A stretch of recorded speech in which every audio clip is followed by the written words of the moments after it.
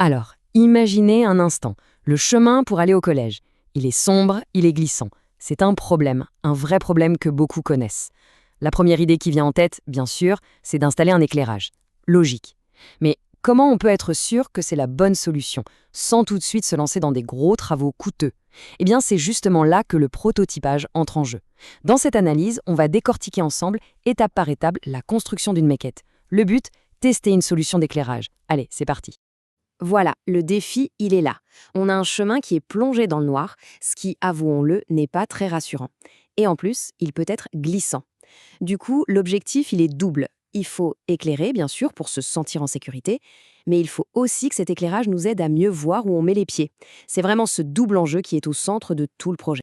Alors, une maquette, un prototype, c'est quoi au juste? Eh bien, c'est tout simple. C'est un modèle réduit, une version simplifiée, qui permet de rendre une idée concrète. Le but, il est super important, c'est de tester un concept à petite échelle. Ça coûte moins cher, ça ne présente aucun risque, et ça permet de voir si ça marche avant d'investir beaucoup de temps et d'argent dans la version grandeur nature. Ok, maintenant que la définition est claire, revenons à notre fameux chemin. On va voir concrètement comment ce prototype va nous aider à vérifier si notre idée d'éclairage tient la route.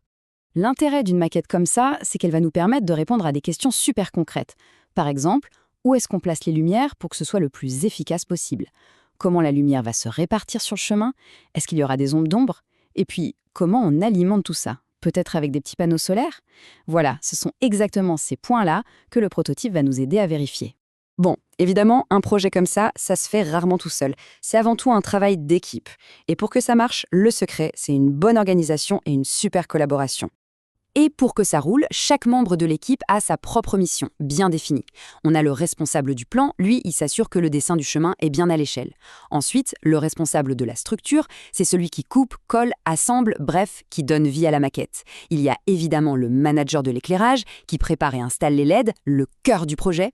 Le manager de l'énergie, lui, s'occupe de tous les branchements pour que ça s'allume. Et enfin, super important, le responsable des tests, qui va coordonner les essais et noter tout ce qui se passe pour voir si le travail de l'équipe a payé. En fait, cette répartition des tâches, ça nous montre un truc tout simple.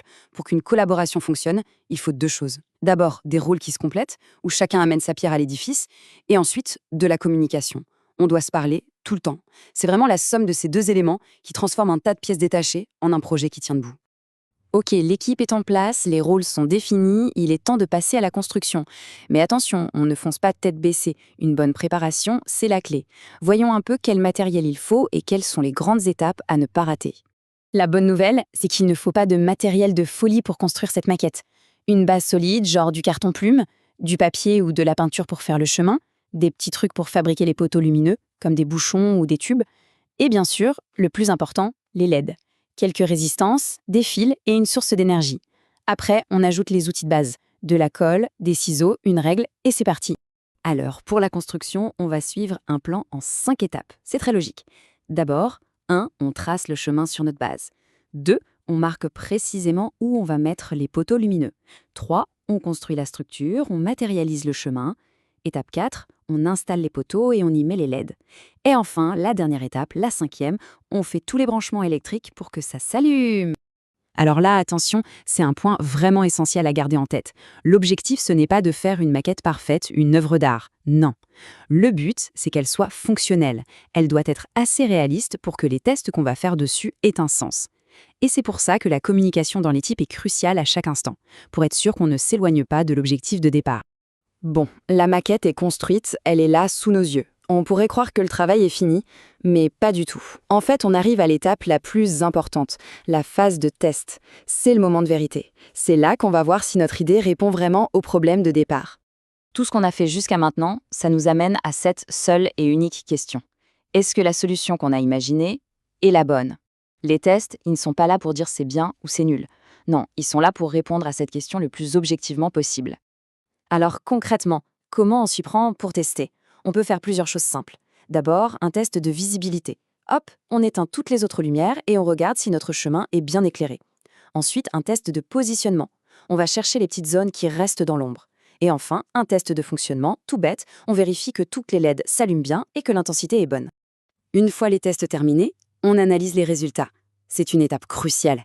Il faut séparer ce qui fonctionne bien par exemple le chemin est globalement bien visible, de ce qui peut être amélioré. C'est là toute la magie du prototype. Il nous montre les défauts sans qu'on ait dépensé une fortune. Tiens, ce virage est encore un peu sombre, ou bien les poteaux sont peut-être trop rapprochés. Ça nous permet de corriger le tir avant de passer à la version réelle. Ok, on a vu tout le processus, de l'idée de départ jusqu'au test. Maintenant, il est temps de voir comment on peut appliquer tout ça. Pour bien résumer tout ça, faisons un petit exercice. On imagine que la maquette vient d'être terminée. L'étape suivante, ce serait quoi? Eh bien, de rédiger un petit rapport qui répond à 3 questions clés. Premièrement, comment on décrirait la maquette? Deuxièmement, quel test a-t-on fait? Et troisièmement, la conclusion. Alors, cette solution, on la valide ou il faut encore l'améliorer? À la fin de ce parcours, il y a 3 compétences clés à retenir. La première, c'est d'être capable d'expliquer ce qu'est un prototype et à quoi ça sert. La deuxième, c'est de comprendre comment on travaille en groupe pour construire une maquette. Et la troisième, c'est de savoir décrire un test tout simple pour vérifier si une solution fonctionne. Si on maîtrise ces 3 points, on a vraiment compris l'essentiel. En résumé, on voit bien que le prototypage, c'est beaucoup plus que du simple bricolage. C'est une vraie méthode. Une méthode pour transformer une idée, qui est au départ abstraite, en un objet bien concret. Un objet qu'on peut tester, qu'on peut améliorer, pour finalement prendre les bonnes décisions. C'est une étape absolument fondamentale dans n'importe quel projet innovant. Au fond, la vraie question, ce n'est pas de savoir si une idée est bonne ou mauvaise. La vraie question, c'est comment va-t-on la prototyper pour le découvrir?